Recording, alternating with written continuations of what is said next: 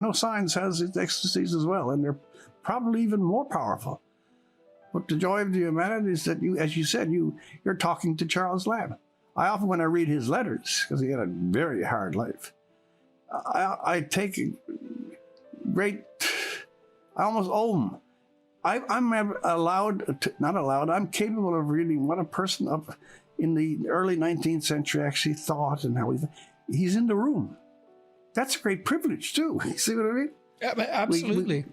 We throw away so many things that are at our elbow, and we search in vain for things that are 20 miles away. It's so awful. So, okay, so you were at Oxford and you were there for 1 year? Yeah, 1 year. And then what? What happened next? Well, it was probably very foolish. As I said, I started to think about it. I went to school at 4, and I'd been going continuously. Oxford was the 6th year of university, I think it was. And when I got home to Newfoundland during the summer break, I decided I'd take another break. And that's when I said, I got to stop going to schools. And there was a job when I did some teaching.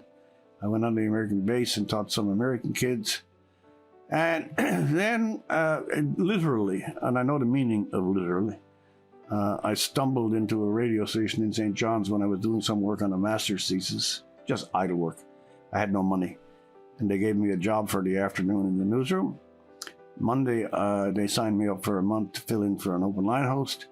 And a month later, I was working at CBC. So here, that's it. My so-called career was as accidental as walking into that newsroom because I had a friend there.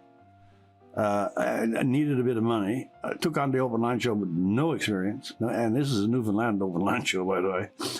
And started to write editorials for the radio station. So why could you do it? Why? I mean, we talked about your education. Obviously, that played a role, and it's accidental in a sense. But I mean, you've been preparing to use words for a long time. Yeah, I had. I mean, it was an accident waiting to happen in some sense. So you walked into the radio station, but what was it about what you were capable of that opened up the doors?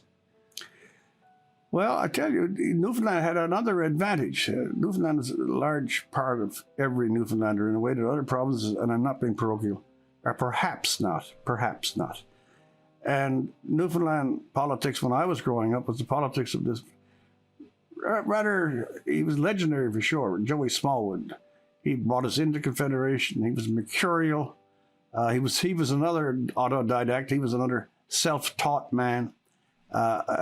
In the old sense, oratorical, the Tommy Douglas kind of oratory. And Newfoundland politics was both a curse and an entertainment. And I often said, I often wrote this, that we put up with it because on other planes, it gives us continuous amusement. Newfoundland has weather and politics, and they both exist as a form of conversation and entertainment. And my father, again, speaking the words, listening to Joey giving some great tirade. He just loved to listen when Smallwood let loose. And a lot of Newfoundlanders did as well. It is a verbal culture. I have no doubt about that whatsoever. But journalism per se, I never aspired to it. But once I got in there, I found it, if you'll forgive this, I found it very easy and natural that you should write things. I didn't think much into writing, by the way, and I'm not being shy, not being coy. I always, because I have examples, Flann O'Brien would be yet another one. And Malcolm Muggeridge, I met him once or twice. These were masters.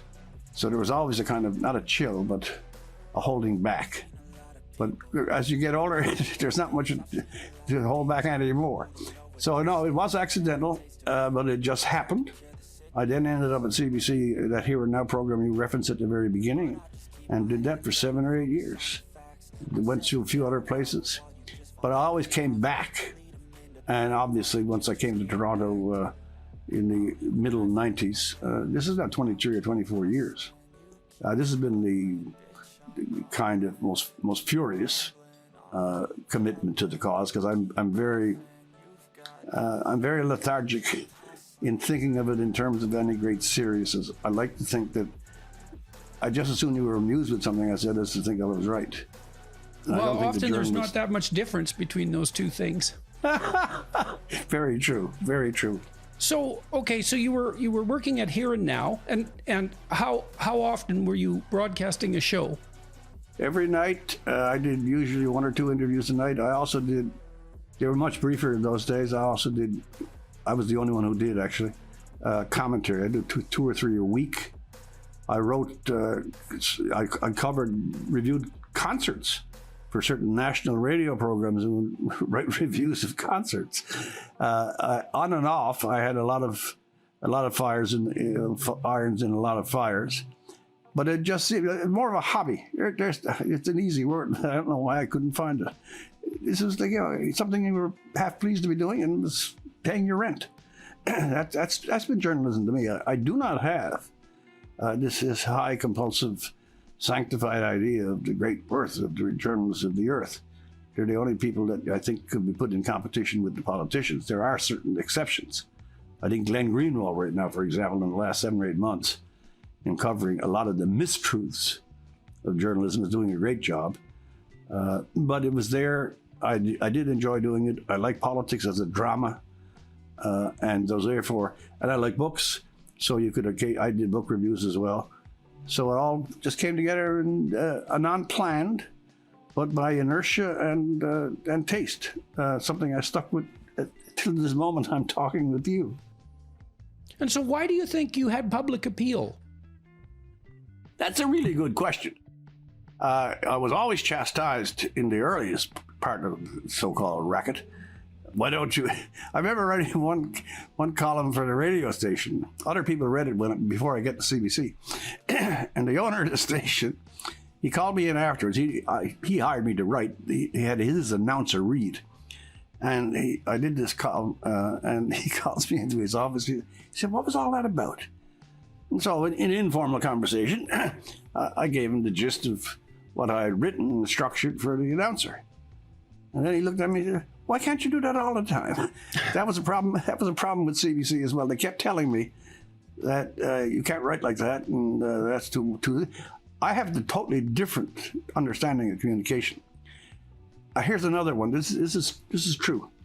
I did a particularly savage thing one night. In Newfoundland, you can be much more savage than you can in the delicate altitudes of Toronto and CBC. Believe me, you can. You can draw blood on here if you have the skill. Do you think that's a consequence of it being fundamentally a working class culture in Newfoundland? Yeah, you're exposed more. You actually tasted more reality. Yeah, well, I know where I grew up was a working class culture, and it like the verbal barbs and exchanges were quite brutal. Generally, very funny, and also quite brutal. When in my case, because you got really well known in the island, if you said something the previous night and you